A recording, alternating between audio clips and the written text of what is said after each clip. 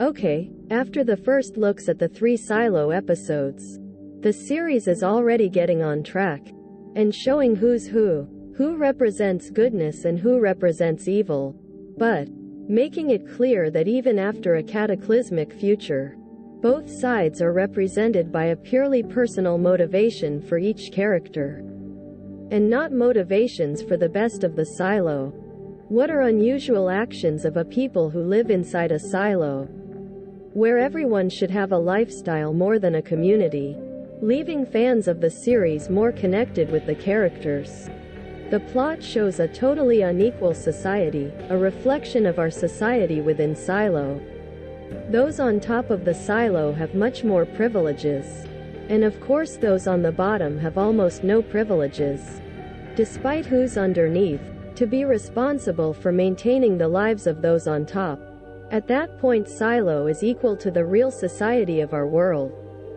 Other characteristics similar to our reality are corruption and prejudice and the individual interest of each character, which is one of the truths of episode 4, which is named Truth. The episode's title alludes to former Sheriff Holston's badge and Jules' past, which is shown during a few moments within the episode. It is revealed that Jules' mother's names were Hannah and her younger brother Jacob.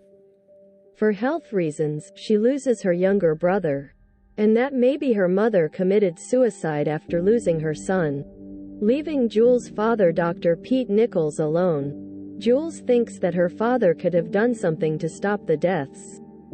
Jules runs away from home and decides to go to the silo's mechanical level, because she naively blames her father for the death of her brother and mother. Her mother is hinted at in a Martha Walker line, as Hannah, Jules' mother, is good with mechanics, showing Jules' interest in going to the mechanical level, but not much is shown about her mother and brother, without her father's consent at first, but who later ends up approving the decisions of 13-year-old Jules at the time. I believe that also showing a weakness of Jules' father in terms of how to deal with the situation of the death of his son and his wife. The father is trying, like the daughter, to bury himself in work so as not to think about his personal life. And so her father leaves Jules, under the guardianship of Martha Walker. During the episode we have Jules trying to unravel the murder of George Wilkins, who discovered the silo's secrets along with Allison, Sheriff Holston's wife, in the first 2 episodes on a hard drive found by George. So, we see the prejudice of some characters due to Jules not being chosen by the powerful people of Silo to be the new sheriff, and a plan to remove Jules from her new role as sheriff of the silo is presented by Sims to Deputy Marnes. However, Jules had already managed to get closer with partner Deputy Marnes, but it looks like he will be murdered in the next episode, apparently because of Deputy Marnes not accepting the plan to remove Jules from office. And it looks like Bernard and Judge Meadows send one of their henchmen to murder Deputy Marnes, or it's an enemy made by working during his years as a cop at the silo. A new character is introduced shortly, Lucas. Subtly, Lucas appears twice alone in the cafeteria, studying what appears to be the horizon projected by the camera outside the silo. Lucas tries to get closer to Jules. He must have been talking to George about the silo's secrets, or have noticed differences in the stars projected on the camera image outside the silo. And we'll see that in upcoming episodes, which will lead Jules to more clues.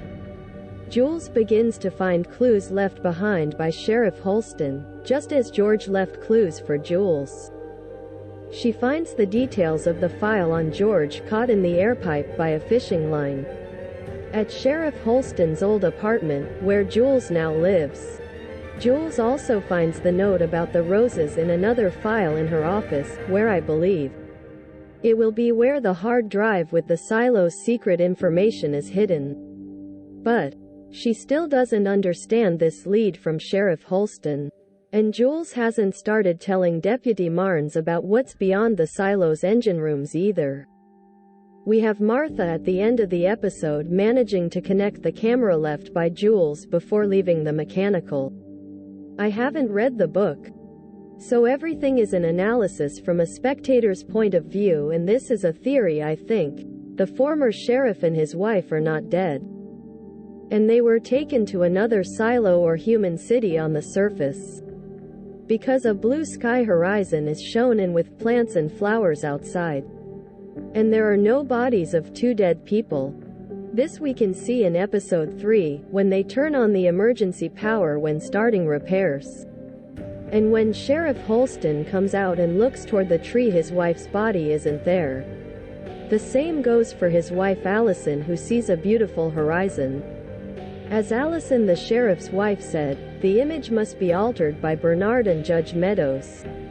And if I'm wrong, the sheriff and his wife really died. What kills them is the air released in the helmet and not the air from the atmosphere outside the silo. That's why Sheriff Holston tries to take off his helmet. Let's see in the next episodes of Silo. Leave your comment, leave your like, and follow the channel. Thanks for watching the video. See you next time. Cheers.